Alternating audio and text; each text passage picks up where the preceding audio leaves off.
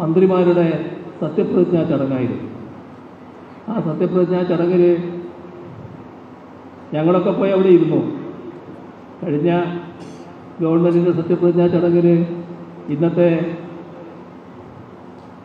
മുഖ്യമന്ത്രിയോ അന്ന് പ്രതിപക്ഷമായിരുന്ന ആളുകളോ വന്നിരുന്നില്ല എന്നത് നിങ്ങൾ ഓർക്കണം. പക്ഷേ ജനവിധി അംഗീകരിച്ചുകൊണ്ട് ഞങ്ങൾ ഇപ്പോഴത്തെ സത്യപ്രതിജ്ഞാ ചടങ്ങിൽ പോയിരുന്നു. അപ്പോൾ കണ്ട കാഴ്ച ഒരു കാലത്തും ഇല്ലാത്ത രീതിയിൽ വന്ദേ മാതരം അങ്ങ് ചൊല്ലുക. വന്ദേ മാതരത്തിൻ്റെ കാര്യത്തിൽ പ്രഖ്യാപിതമായ നിലപാട് രാജ്യത്തിനുണ്ട്. ഇപ്പോഴുള്ളതല്ല, പണ്ടേയുണ്ട്. രാജ്യത്തിനുണ്ട്, കോൺഗ്രസിന് പാർട്ടി എന്ന നിലക്കുണ്ട്. കോൺഗ്രസ്സുകാരനാണല്ലോ ഇപ്പോഴത്തെ മുഖ്യമന്ത്രി. അപ്പോൾ നെഹ്റു അംഗീകരിച്ചൊരു നയമുണ്ട് വന്ദേ മാതരത്തിൻ്റെ കാര്യത്തിൽ, വന്ദേ ഭാരതിൻ്റെ കാര്യത്തിൽ. വന്ദേ മാതരം എങ്ങനെ ചൊല്ലാം എന്നതിനെപ്പറ്റി രാജേന്ദ്ര പ്രസാദാണ് കോൺസ്റ്റിറ്റ്യൂഷൻ അസംബ്ലിയിൽ പറയുന്നത്. വന്ദേ മാതരം ആകെ എടുത്താൽ മതനിരപേക്ഷതയ്ക്ക് നിരക്കുന്നതല്ല.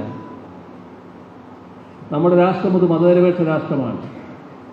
അതുകൊണ്ട് തന്നെ വന്ദേ മാതരം ആകെ ചൊല്ലേണ്ടതില്ല. വന്ദേ മാതരത്തിൻ്റെ ആദ്യത്തെ ഈരടികൾ മാത്രം ചൊല്ലാൻ.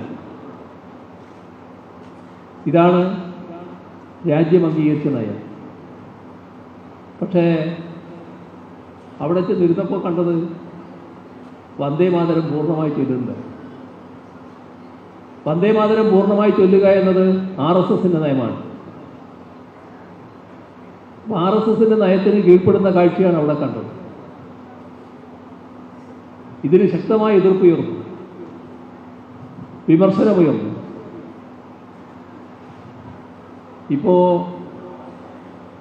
വീണ്ടും വന്ദേ മാതരം പൂർണ്ണമായി ചൊല്ലണം എന്ന് സംസ്ഥാന ഗവൺമെൻറ് താഴോട്ട് സർക്കുലർ അയച്ചു എന്ന വാർത്തകൾ വന്നിരിക്കുന്നു. സംസ്ഥാന സർക്കാർ ഇങ്ങനെയൊരു നിലപാട് എന്തുകൊണ്ടാണ് എടുക്കുന്നത്? ആരുടെ നിലപാടാണ്? നമ്മുടെ രാജ്യം അത് അംഗീകരിച്ചിട്ടില്ല. ഇന്നത്തെ മുഖ്യമന്ത്രിയുടെ രാഷ്ട്രീയ പാർട്ടി അത് അംഗീകരിച്ചിട്ടില്ല.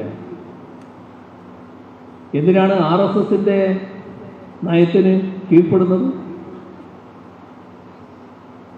RSSൻ്റെ അജണ്ടയ്ക്ക് കീഴ്പ്പെട്ടുകൊണ്ട് വന്ദേ മാതരം പൂർണ്ണമായി ചൊല്ലി പ്രീതി സമ്പാദിക്കാൻ നോക്കുക.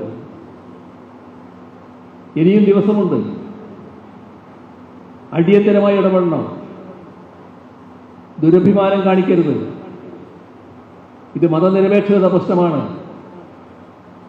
മതനിരപേക്ഷത സംരക്ഷിക്കുന്ന നിലപാടുകളെ കേരളത്തിലെ ഗവൺമെൻറ് സ്വീകരിക്കാവൂ. ആ കാര്യത്തിൽ മതനിരപേക്ഷ ചിന്താഗതിക്കാർക്കെല്ലാം വൻ നിർബന്ധമുണ്ട്. അതുകൊണ്ട് ഇപ്പോൾ സർക്കാർ അയച്ചിട്ടുള്ള സർക്കുലർ അടിയന്തരമായി പിൻവലിക്കണം.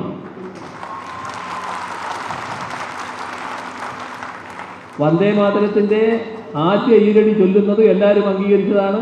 ആ ആദ്യ ഈരടി ചൊല്ലിക്കോട്ടെ, അതിന് തർക്കമില്ല. അതിനപ്പുറം കടക്കാൻ പാടില്ല. ഇതിൽ വ്യക്തത ഉണ്ടാക്കണം.